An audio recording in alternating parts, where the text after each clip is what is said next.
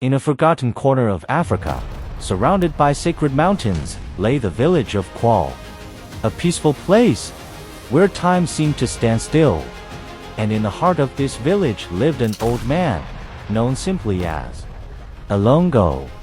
Neither king nor sorcerer, but more powerful than one and wiser than the other. One night, Elongo had a strange dream. A drum was beating alone in a dark cave.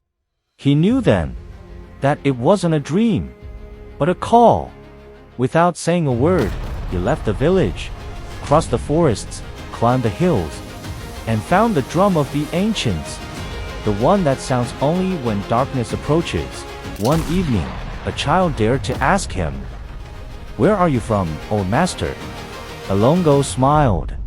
"I have fought beasts that even the night dreads. I have refused the thrones of men to listen to the voice of the spirits. I have nothing, but I am guardian of a world you do not see." Then came the signs. An eagle fell from the sky. The river turned red, and the trees wept black sap. Even the elders shuddered. They knew that the Mabura were coming back. Elongo remained silent, but his eyes were already speaking to the spirits. The nights were covered in a strange fog. Whispers rose from the hilltops. The Mabura fallen spirits had awakened. And at their head, cursed name, Malunga, the king of shadows. They had not come to conquer lands, but to steal souls. Elongo brings the whole village together. This battle is not one of arms, he says. It's about breath, faith, and soul. He taught the forgotten songs, engraved symbols on the huts, and entrusted each child with a sacred word. The entire village was transformed into a sanctuary. The moon turned red. The drums resounded, without a single hand touching them. Mist entered the village.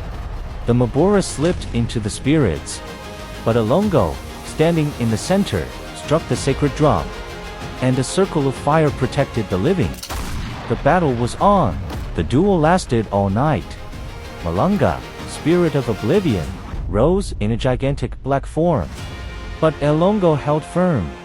Every prayer, every memory, became an arrow of light. He struck the ground.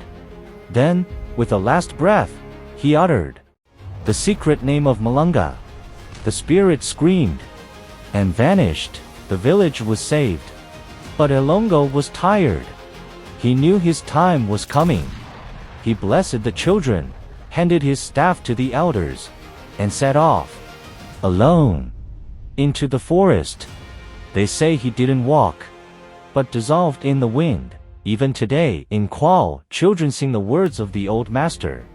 The sacred drum rests in the center of the village.